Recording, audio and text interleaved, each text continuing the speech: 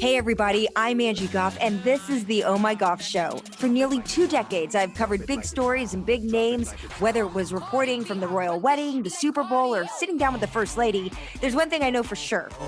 Behind every headline is a human story, one filled with ups, downs, laughter, and life lessons.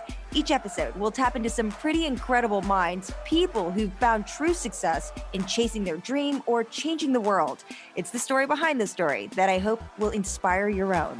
This is the Oh My Goff Show with Angie Goff. Hey guys, I could not be more excited about our guest this week. I have been trying for over a year to go one-on-one with Mark Cuban, and he's a man of his word. He said, look, when I'm in DC with the Mavs, let's see if we can make it happen. And sure enough, we did. He invited me to come down courtside before the game.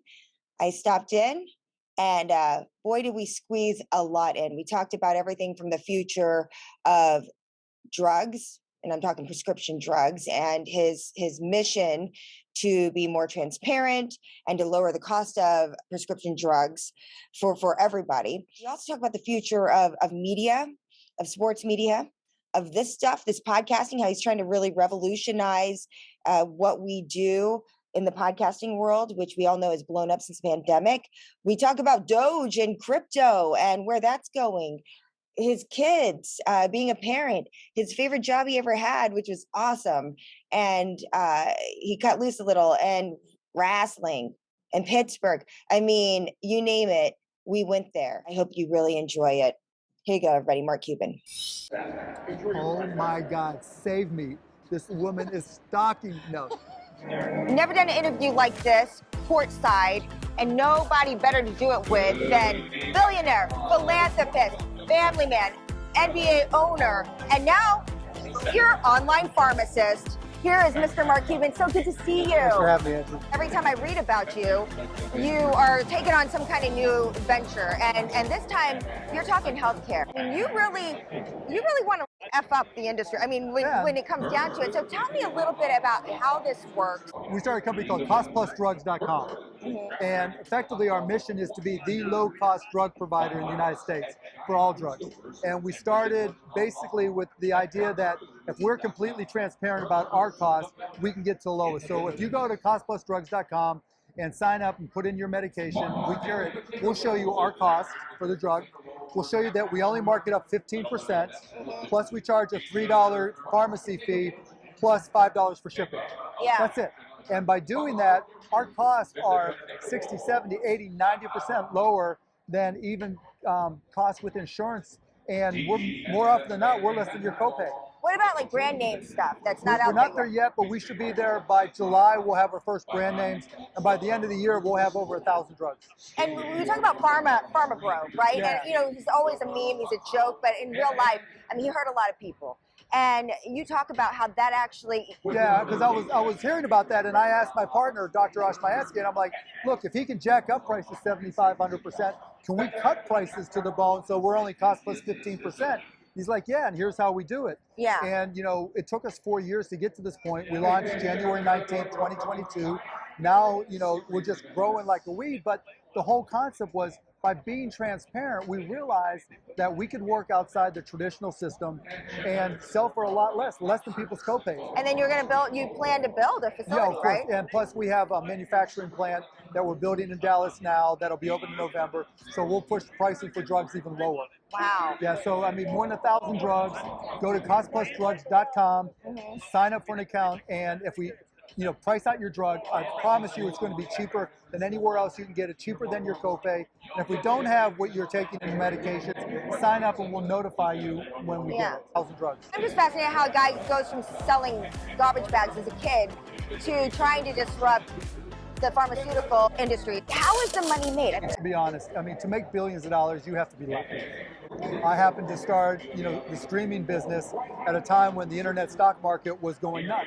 And I was able to sell a company for an insane amount of money. Prior to that, had that not happened, who knows, right? But that said, there's something to be said for being an entrepreneur, really grinding it out, and trying to make something happen. Everybody's got something they're good at. The hard part is finding what it is. You've had a lot of different types of jobs, right? Yeah, you name I it. heard you have a dancing background. Yeah. Tell me. Tell me about this. Tell me about this. So when I was in college, I gave dance lessons to sorority houses for $25 an hour. Best job I had. What's your best move? You name it, throw it. Do the splits. Can you do the splits? I used to.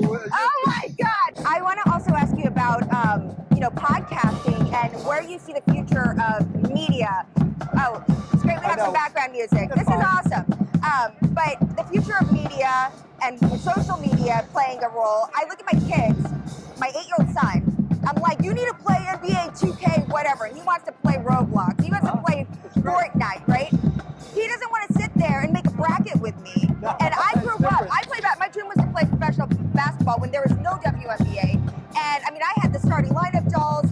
I mean, it was just, and you watch the games, and I can't, he wants to watch everything on YouTube. Well, when we were growing up, everything was on television, and our parents yelled at us for watching too much TV. Yeah. Right?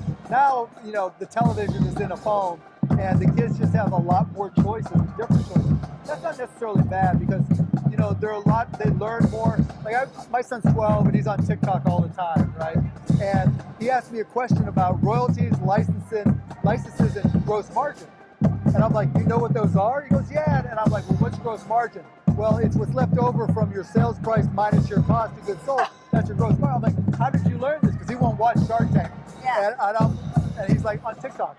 I follow all these business accounts. And so, I was always read a book. And then I realized he's learning differently. Our kids are learning differently. It's not necessarily bad, but as parents, we have to figure out what it is we want them to learn and what they're seeing so that they truly are learning. But as a business owner and an owner of a basketball team, the Mavs, I mean, aren't you a little scared? You want people to watch these games. You want people to watch these games. Like with content now, people get content how they want it, where they want it, when they want it. Period, right? Yeah. You can stream almost anything, anytime, anywhere. And the same thing's going to happen in sports. There's going to be hardcore Mavs and Wizards fans who want to watch the whole game. They want to see KP and Luka the whole game going at it. And then there's some, like kids a lot of respect, they want the highlights, right? So we're going to have to adapt and have more than one type of presentation. Okay. And we will, it's going to be AI control. I just don't see these, networks and stuff saying, yeah, go use my highlights and put them on your TikTok. Like with the NBA, we're the #1 social media brand on Instagram and TikTok. Yeah. And so we're building all that, but it's just going to take time. Are these your people? No, these are these your people? Okay, these are your people, right? Yes, those are the people. So you're not worried about that. No, you're not worried no, about actually, it at I all. think it's a great position to be in because on traditional linear TV, we're not the #1 sport, but in social media and algorithmically driven content, we're by far the #1 sport, and it's not even close. Because I will tell you that TikTok algorithm, it freaks me the F out. Yeah, it's crazy. Scary. It's crazy how smart it is. Yeah. And that's artificial intelligence, and where it learns based off of what you watch and how much time you spend watching. It can use computer vision and determine what it is you're watching and give you more of the same. Yeah. And when you see that it's sports or the NBA in particular, we can use that to our advantage. So I'm really, really positive and really bullish on the NBA and professional sports and media going forward. When we talk about podcasting, Fireside app, where is that now? And when are you going to sign me up? I need someone to sign me. I just need someone to believe in me, Mark. Come on, Angie, come on. So Fireside is a participatory version of streaming and broadcasting and podcasting.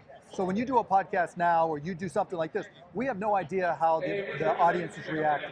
No, With Fireside, you can podcast, you can simulcast to LinkedIn, Twitch, Twitter, YouTube, Facebook, all simultaneously. You get insights?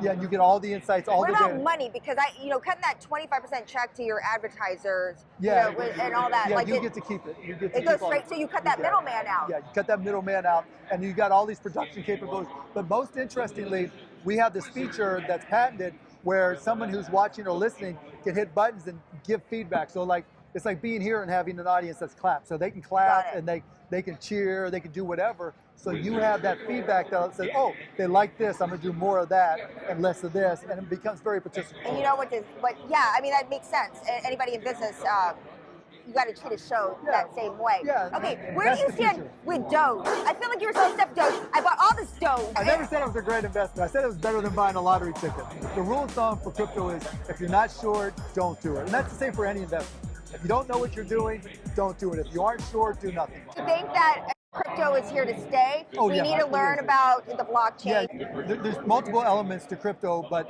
there's all the token and all the speculation. Push that to the side. That's not really the value of crypto. But blockchain and smart contracts, NFTs are an example of smart contracts.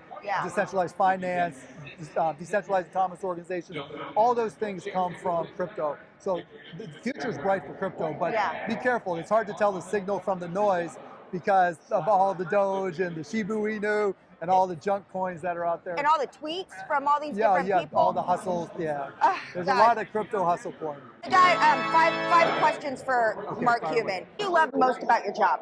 The people. What do you hate most about your job? Losing. Who do you hate to lose to the most? This is like a side question. Still the San Antonio Spurs. Can I tell you something? I was number 50 in high school. David Robinson. Yeah, remember he used to wear those socks? Yeah. Biggest Shark Tank regret. It's my fault. Will Mark Cuban ever run for president? No. Why?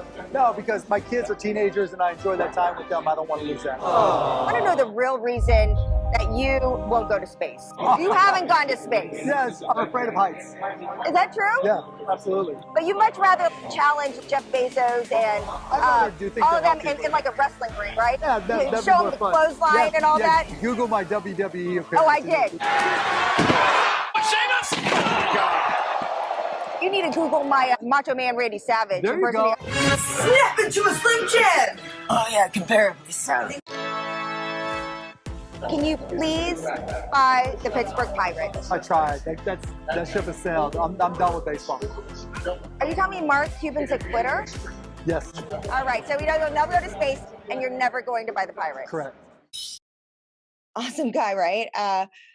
He's really funny, and it was really cool to see him in his element because there's a calmness about Mark Cuban that I didn't expect necessarily, but people just gravitated towards him. He's so nice. He went and said hi to everybody, took pictures and selfies, signed jerseys and basketballs and all that. It was really good experience, and you can bet I will follow up with him on the Fireside app, hoping that that's something that I can get in on, and we'll have more to come on that. And there's still so much more that I would like to ask him. And he did say that we could possibly do a follow-up. So we'll see. But I hope you enjoyed it. Now, by the way, we have a lot more great guests coming up, and you can always go back and listen to our old shows. I would encourage you to do that. Our whole mission here, as you know, is really to tap into the human behind the headline, the person we see in the news every day, the person we think we know so well because of what we see in the media or what's written about them and so forth. And really, I just like to get the heart of the person and just shake it up a little and not so much do an interview, but do a conversation. And it's my style and it's fun. I mean, look, I don't even put makeup on sometimes. Like, that's how it is. Okay, so for those of you who are watching. So back to that. Don't forget, hit that bell, as little Bob would say, on YouTube. You can subscribe on Apple Podcasts, Spotify, wherever you get your favorite shows. Would really, really appreciate the follow on Instagram as well at ohmygoff, or on Facebook and the Twitter and all that other good stuff. So you can stay up to speed on our upcoming guests and upcoming shows and announcements. All right, y'all, take care. Be kind.